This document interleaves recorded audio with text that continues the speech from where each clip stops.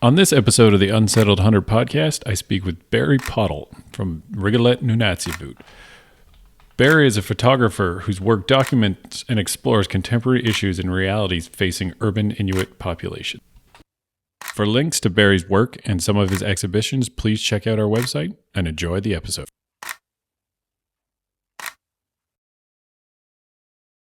The foodland. Yeah, the food. And the so. That was the other issue too about that is about photographing and like just the artistic aspect of like food, or because that's certainly one aspect that is missing from even like the broader conversations of like hunting. It really focuses on the very specific practice of it, And I agree, and the science behind hunting as well. I think. I mean, hunters don't necessarily just pick up and go, okay, I'm going hunting today. There's a whole thought process from the experience I have and from the folks I've talked about, the hunting practices and whatnot, and what's involved in seeing, like, such as my brothers and my cousins and whatnot.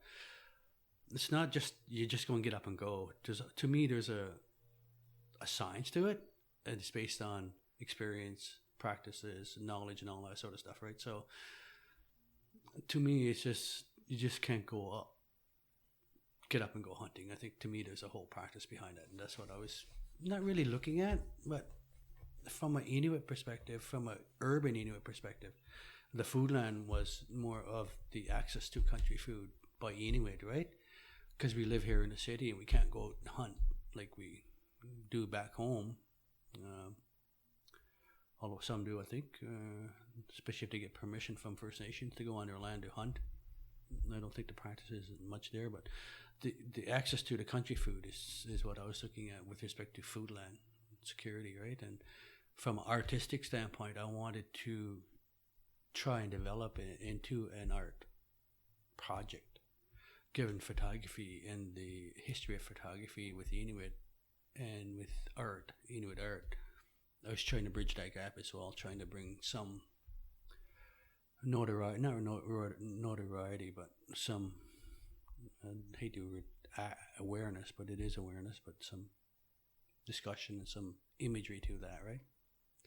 If you look at the research aspect from an urban Inuit perspective, when I started looking at this whole topic, not only food, but urban Inuit as well, I found that the research and the knowledge and the information was lacking. If you compare and contrast First Nations, Métis, and Inuit in an urban context, I think urban Inuit information knowledge wasn't there, or wasn't built upon, or what's the word I'm looking for? There was a lack of it, I think. So that's what I was trying to do as well, or that's what I'm trying to do as well, right? So I mean, when I first moved to Ottawa, and when my kids were younger, from a hunting perspective, like I hunted back home on small game and that sort of stuff, so I don't have the full experience of being a hunter. I do have some, but that's a long time ago. But when I first came here and I first going to the park and that with the kids and skating and that, I used to say this thing. I used to duck hunt. Now I puck hunt. So looking for pucks and that, right? Yeah. So making that equation, right, to some of the practices and what, just playing around with things in my mind and looking at some of the different relationships and experiences, right, and memories from back home. So interesting, right? So yeah, I always put some spin on it, right? Yeah. I don't know where it's going to go, but yeah, who knows, right? Yeah. Because I know you. Yes. Before we get to it, do you want to just introduce yourself? Okay. My name is Barry Pottle. I live in Ottawa I've been in Ottawa for 30 years probably, but I'm originally from Labrador in Nunatsiavut. My community is Rigolet. I lived there for first probably 6-7 years of my life, and then my parents moved to Happy Valley Goose Bay in Labrador, and that's where I spent most of my time growing up, and until I moved out of Labrador in 82, 83, somewhere around there. So and you came to Ottawa for work or Well, actually, I was in Kingston first. I joined the Okay. military. Oh, Right? okay. I was in the military very briefly.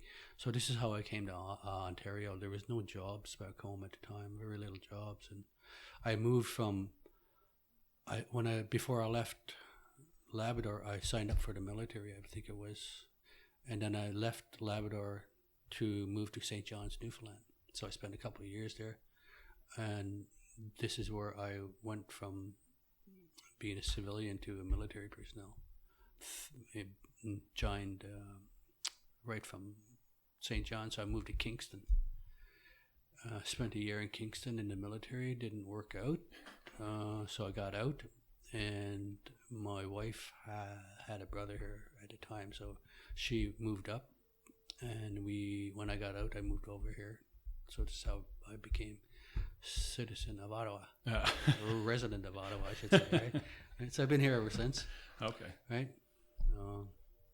That's it, I think. Yeah. Thanks. So because I'll start the episode where we jumped off, and we were talking about Foodland Security, which was Barry's photo essay. Photo project. It's a photo project. Yeah. It's an art project. First and foremost, it's an art project. It's a bit of a research project as well, because I wanted to look at. I did a very informal survey with some Inuit that I know in town and elsewhere who have lived in Ottawa. The objective of Foodland Security was to highlight the ability or lack of ability to access country food by Inuit in an urban setting, right? So I've been in Ottawa for a very long time, and going to various events in the community, Christmas parties, celebrations, that sort of stuff, and talk to my fellow Inuit from all over. The topic of country food or access to it was always there. And so I started looking at that in terms of a project, a photo project, number one, and to just bring some awareness to that topic and aspect, and just to bring some voices to that, I think.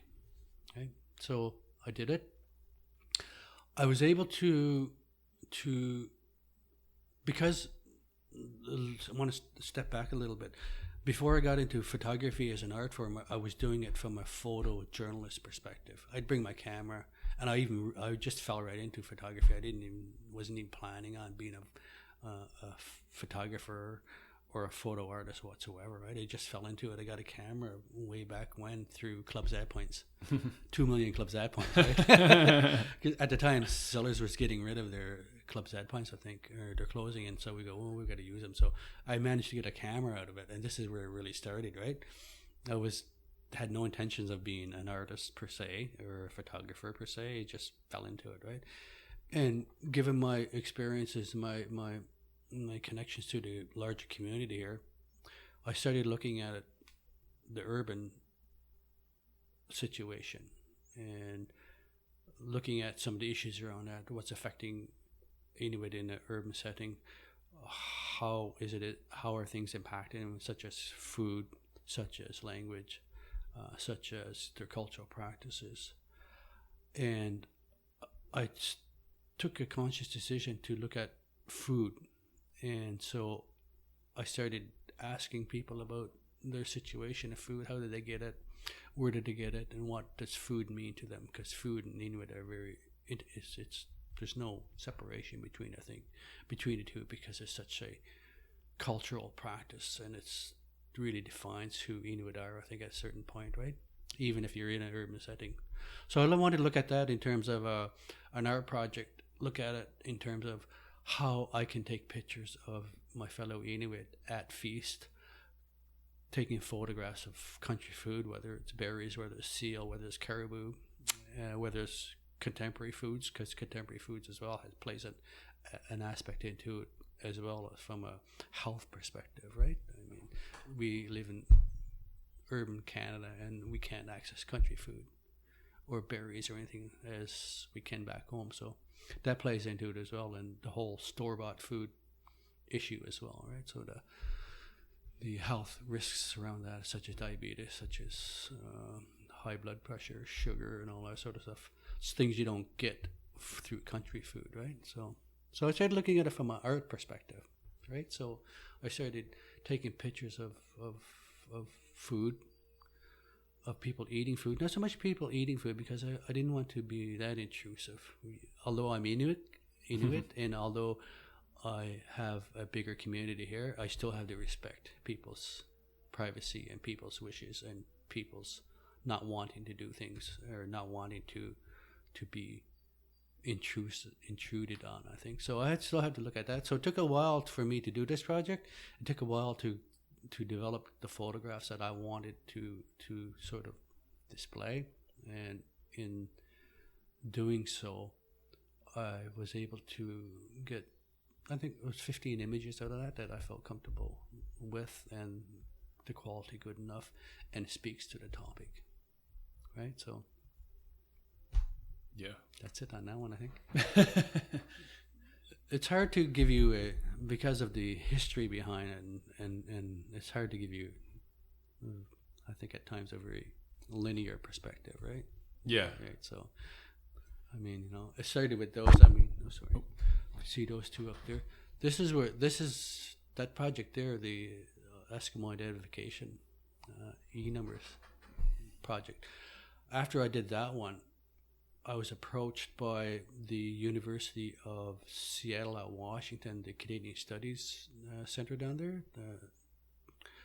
They have an Arctic Research Center down there, and the executive director saw my work in Decolonize Me, and she asked me if I have anything that would be pertinent to a conference they had going on at the time with respect to the Coast Guards of both Canadian and U.S. Coast Guard, and their collaborations and their working relationships, and the Arctic policies around that, right, and the research around that.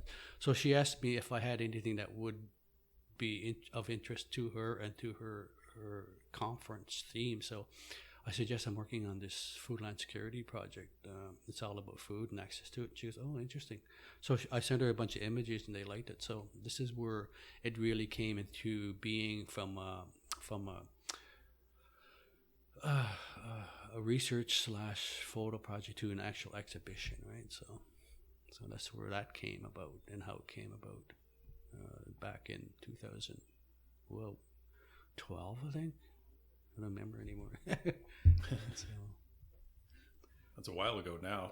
Yeah. It time sure flies, eh? Yeah. It's like, okay, this is like 2000. I started photographing, probably, I think 9, 10, 11, 12. Not really early on, not really focusing on this project, but just from a photojournalist perspective. Mm-hmm. And then this is really, I started looking at the art and art in the art context, and challenging myself to be a photographer or photo artist. So you've said you fell into photography. Yes. Thanks to Zellers. Yeah. And I'll try to make a connection, if it's tenuous or not. That doesn't really matter. But especially with hunting, sight isn't the only sense that matters, but clearly seeing what's there, sign, tracks, weather patterns, and photography is, how I understand it. Please correct me, and this is kind of where I'm getting to the question.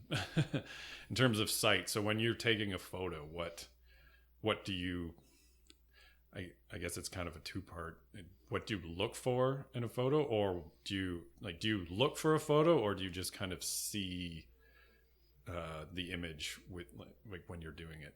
That's not an easy question or a straightforward one, but it depends. I think it depends on, for me, my own particular way and how I got into it. I think it's having a project in mind and looking at, I think, how can I capture it? That's number one, sort of legible, and sort of coherent, and something that makes sense.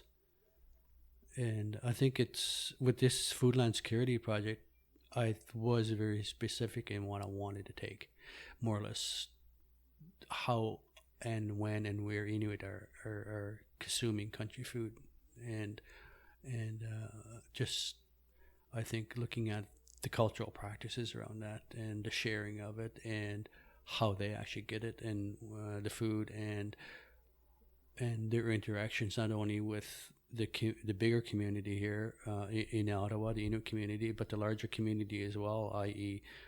Ottawa itself, the organizations that are in town that are Inuit organizations, and a mixture of both, and how and what are they doing in terms of supplying country food to the larger community and individuals themselves. So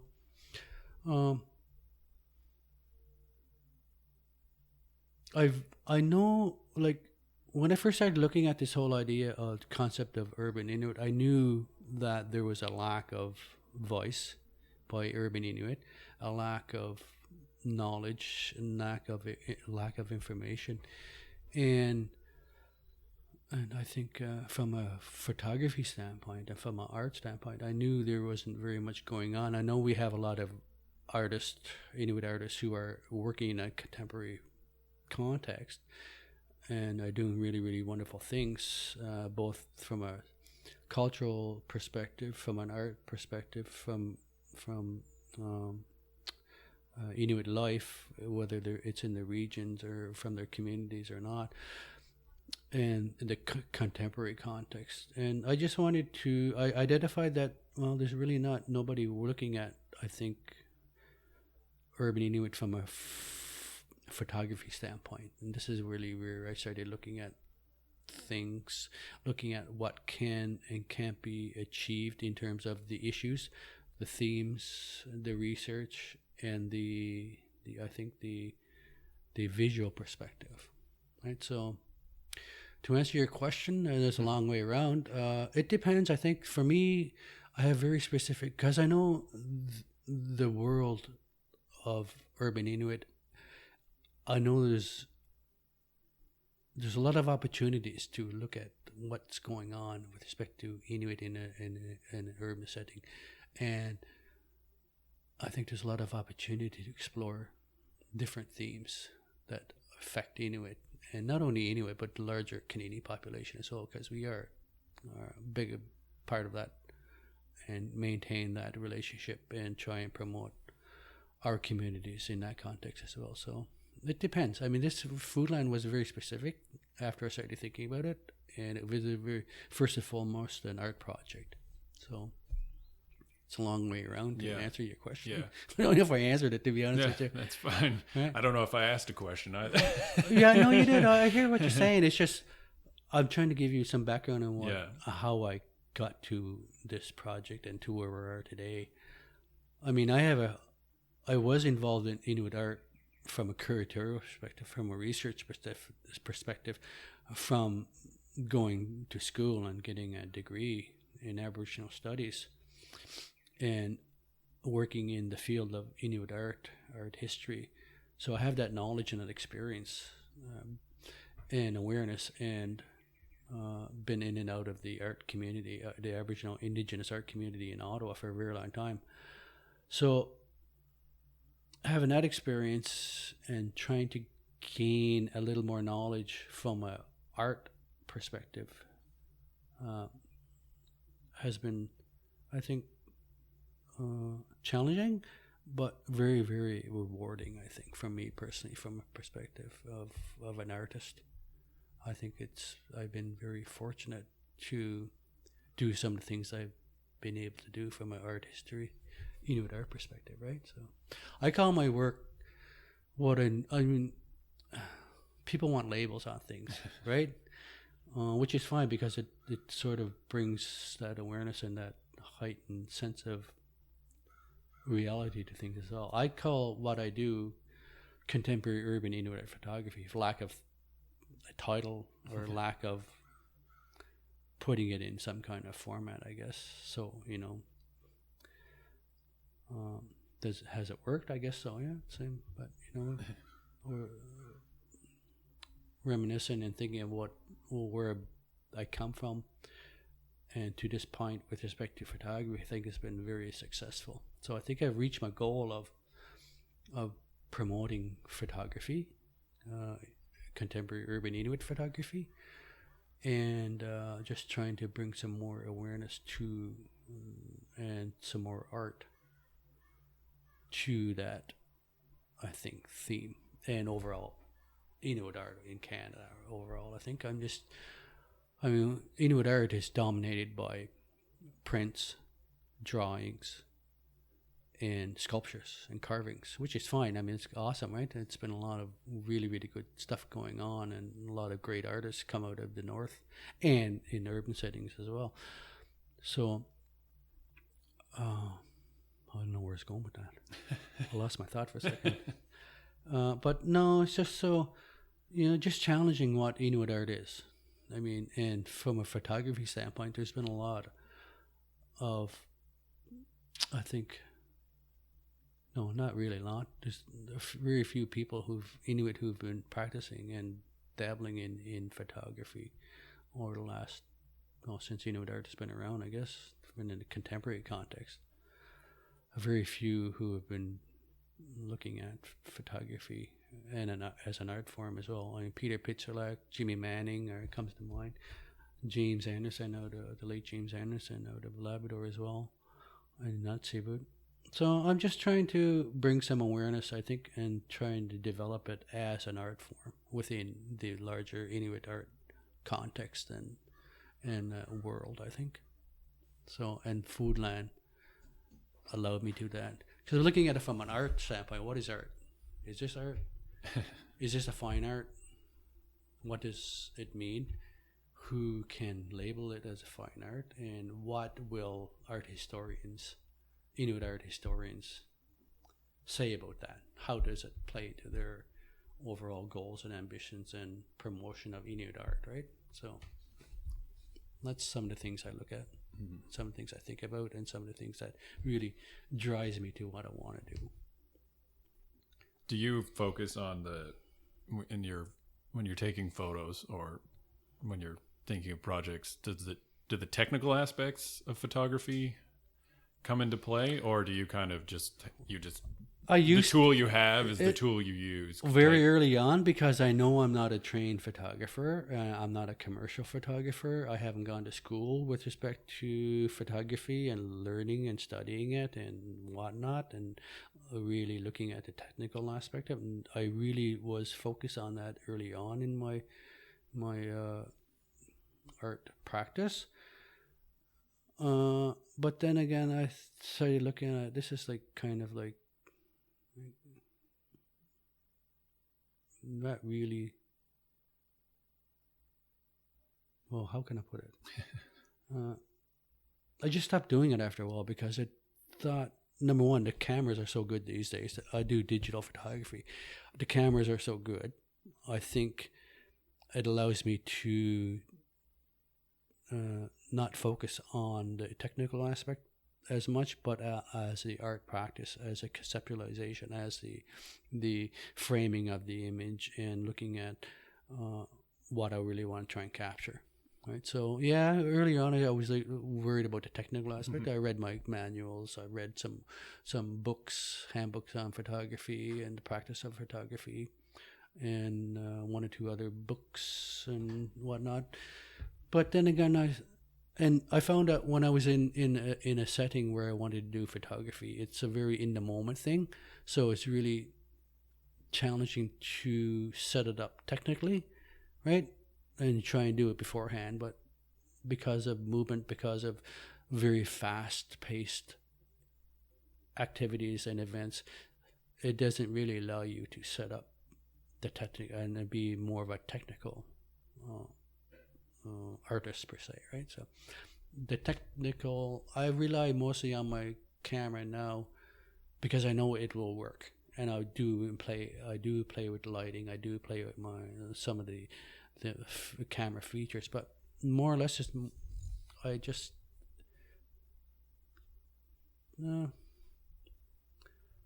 the word I'm looking for? not so focused on that anymore. It's more of the trying to capture what I'm trying to get at. Right. So the technical sort of took a step back from it, and more of what can I capture now. Right. Like I don't do studio work. I do mock-ups. Like if you look at Foodland Security, I did another one I did a mock feast in my backyard using all cans, like store-bought stuff. So a juxtaposition between country food and store-bought food. I wanted to show the difference. Mm-hmm. So I deliberately took a bunch of my food from my cupboard, my cans, and I took all the labels off, and I got my ulu and some empty cans that some of these products that we used, and I set up a mock feast along those lines. So that was very technically challenging, and had to get some of the lighting right and whatnot, and the conceptualization and the contrasting and all those wonderful technical things behind it. But no, I don't really rely on that aspect anymore, because I think I got the confidence to do what I want to do and to capture what I want to capture. Like I was talking about they colonized me and that stuff, and the images on that. So if you look at behind you, those two images, those two photographs there, they were done in my living room right here. Oh yeah, 2 o'clock in the morning or something. So from a technical standpoint, yeah, it's challenging, and I try and get it right, but it doesn't always work out. But sometimes it's hit and miss at times, right? So,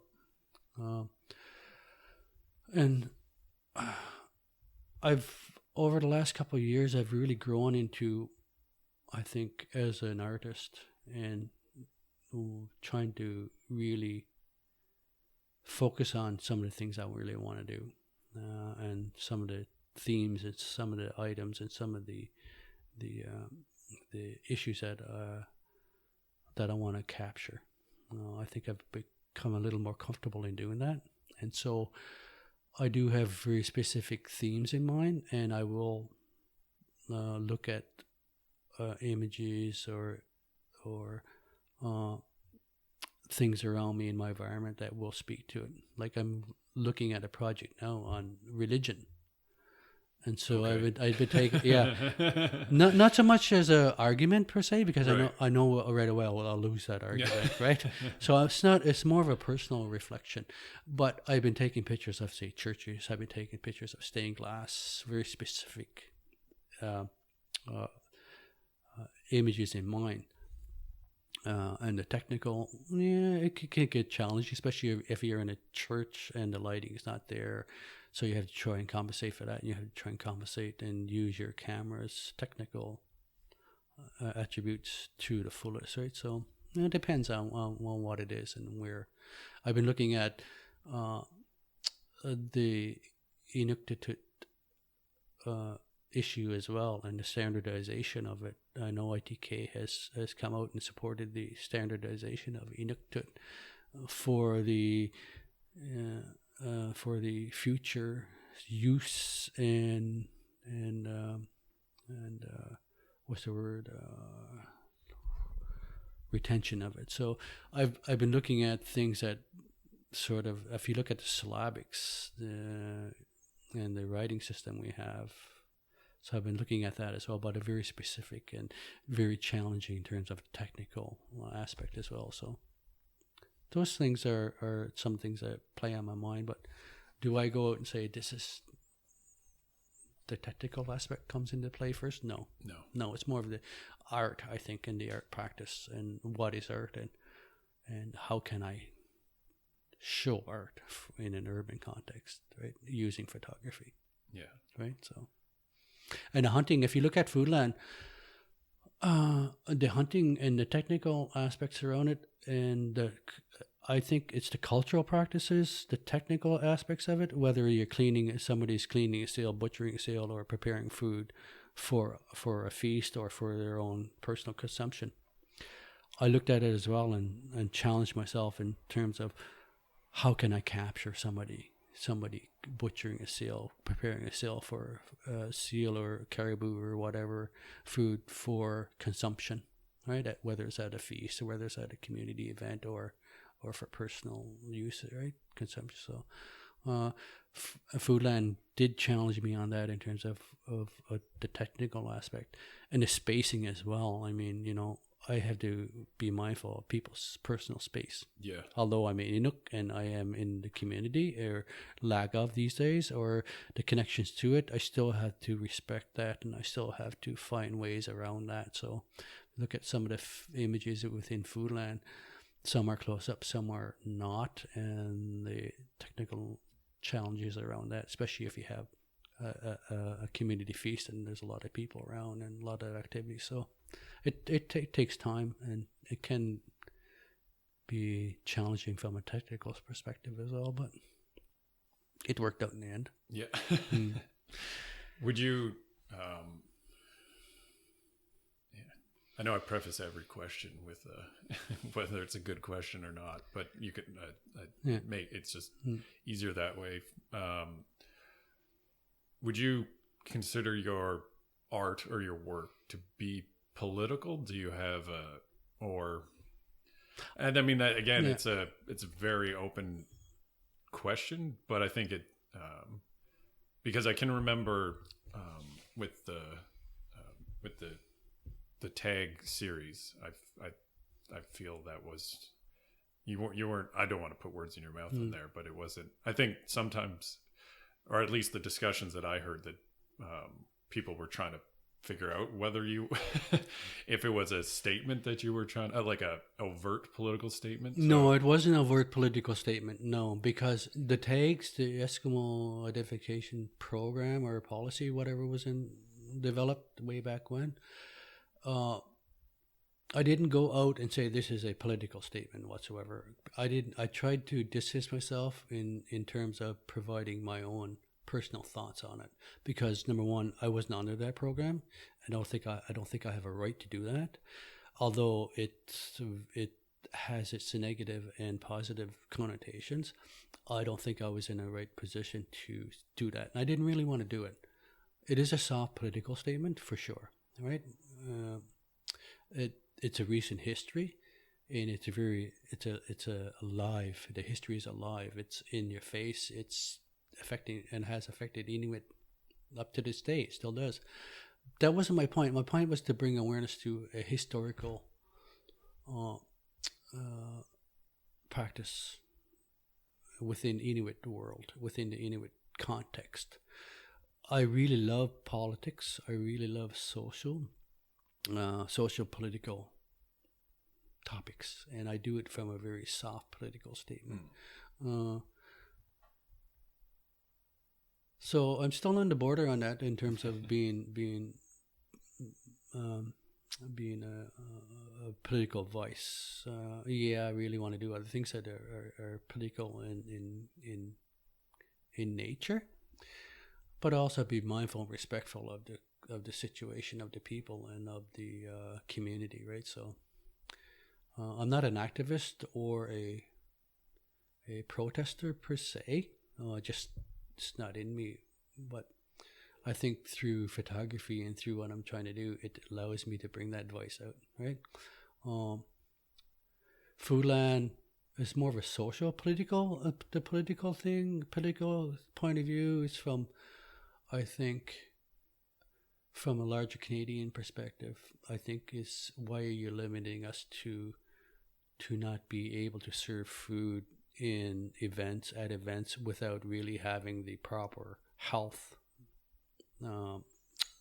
licenses and everything around serving food. I think some of the challenges around that as well in terms of the Canadian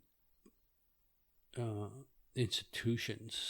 Say if you wanted to do an event and you have to clear waivers and clear passages to bring country food into an institution such as the National Gallery or whatever, you have those rules and regulations around it, so you really can't the health risks are there, and people are very aware of it, and they're very conscious in terms of what you can and cannot do from a serving and preparation perspective, right? So I look at that in a very soft political voice. I've always been interested in politics and the social aspect in life. So I'm trying to bring that political social voice to it as well, right? So, but not overtly.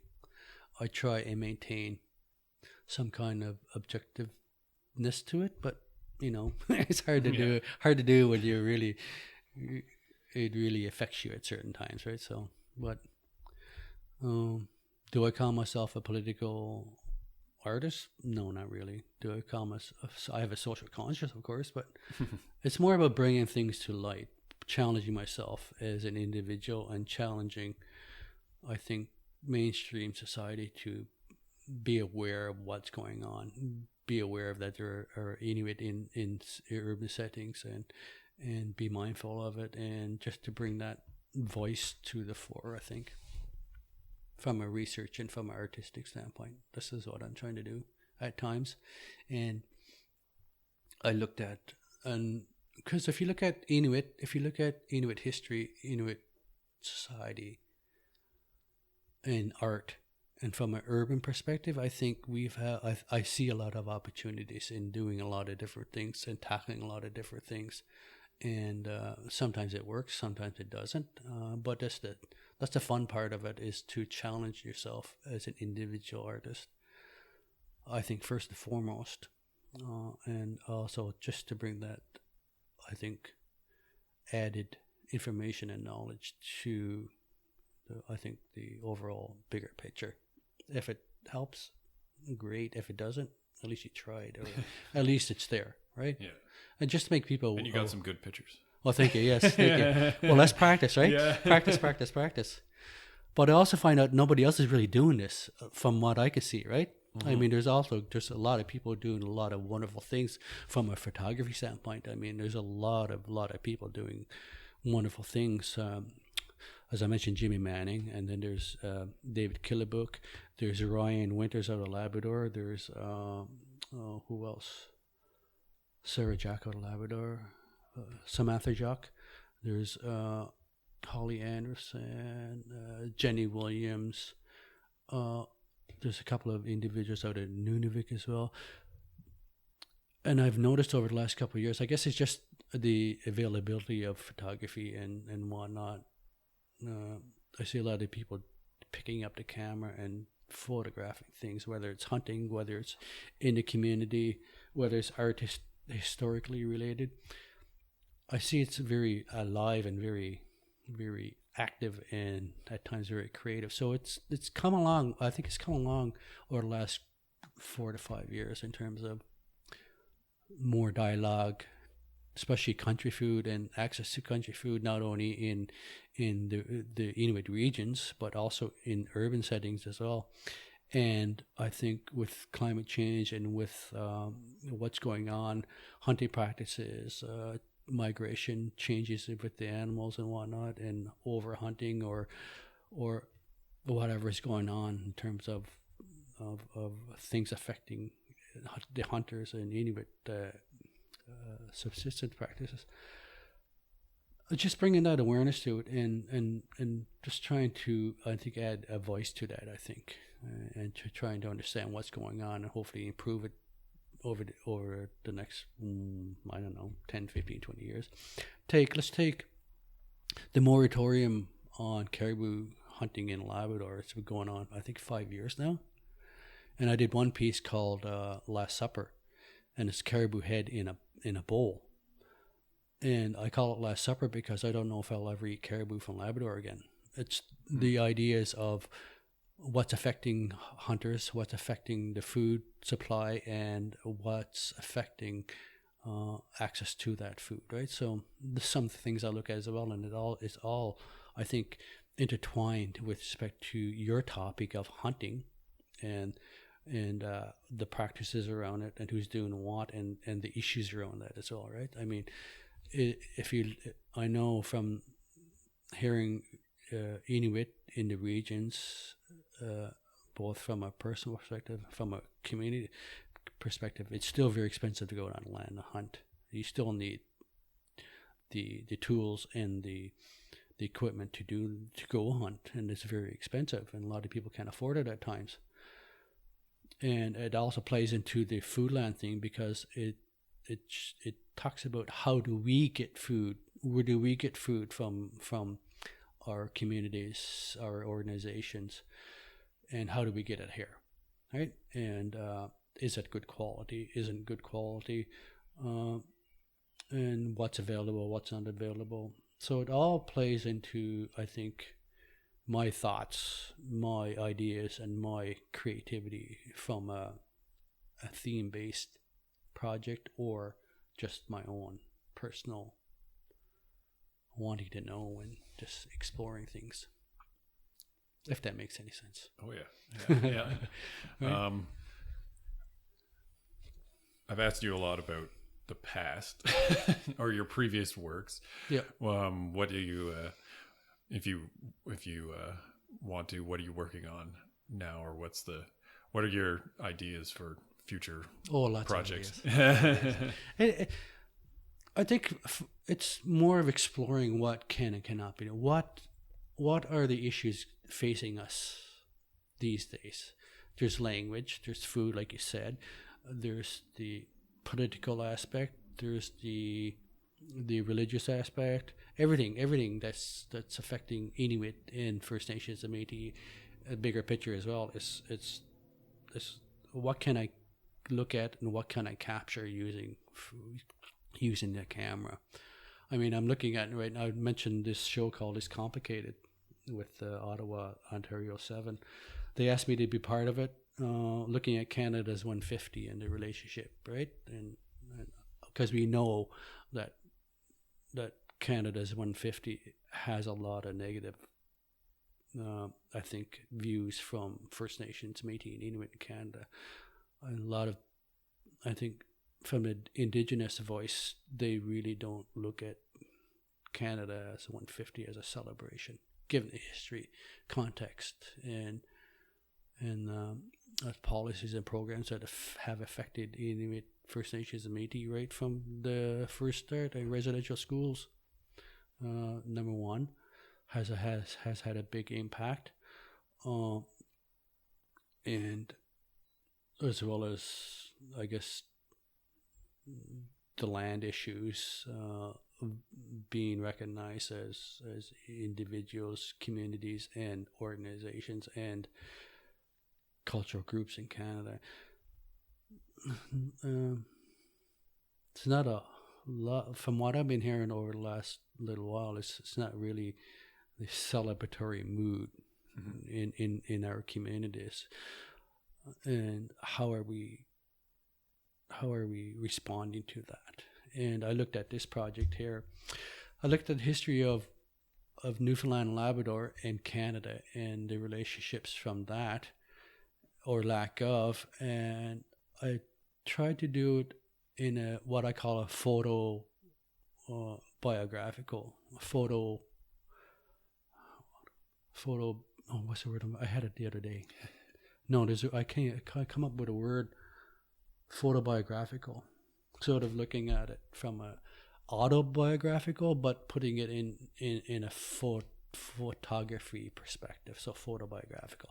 I looked at in terms of that as well. In terms, if you look at the history of Labrador, when we joined Newfoundland, when Newfoundland and Labrador joined Confederation in '49, I looked at that, and I looked at the whole idea of the phrase going up to Canada. So anybody who had left Newfoundland and Labrador before 1949, and as well as after, because it still affects people, the decision to join Confederation.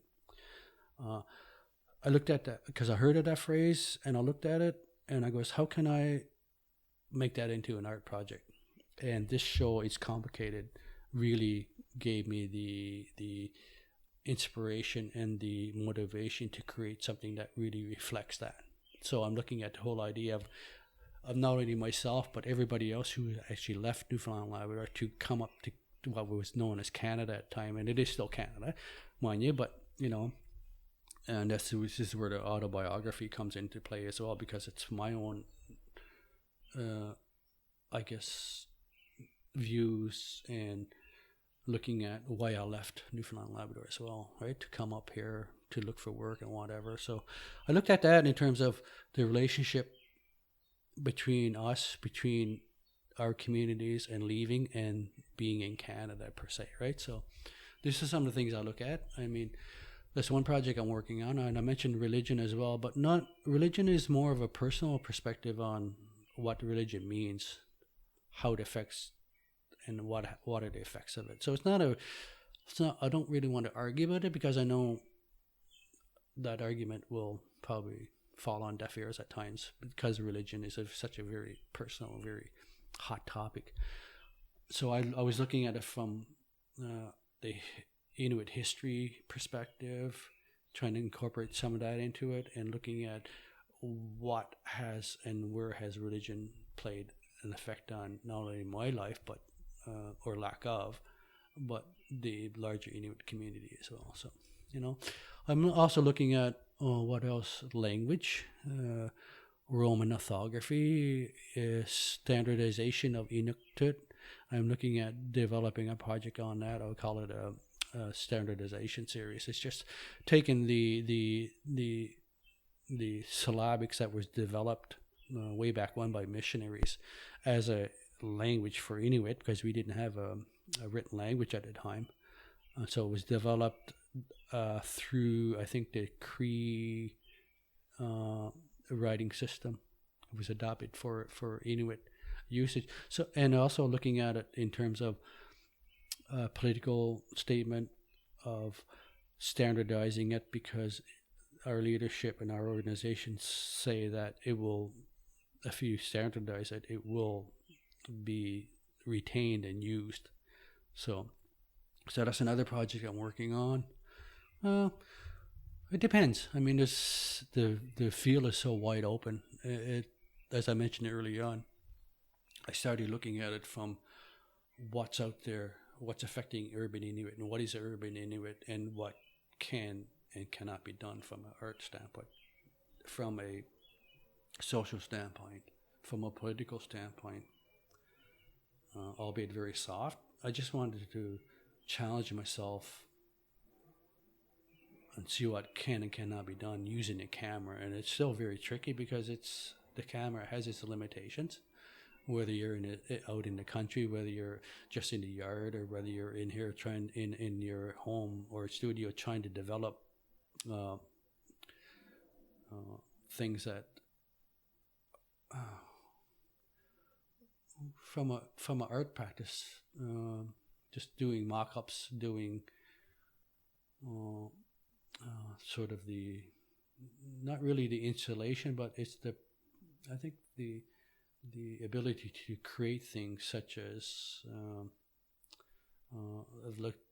looking at letters, looking at the standardization of Inuktitut, looking at syllabics and finding things. Let's say E-I-O-U, which is one of the syllabics in our alphabet, if you want to call it. So looking at that in terms of sort of like a triangle, the E-U-A is like a sort of triangle, right? It's hard to show you on this, but I could show you some images. I could send you some images. Looking in the natural world as well as man-made world, looking at objects that really reflect and look at if it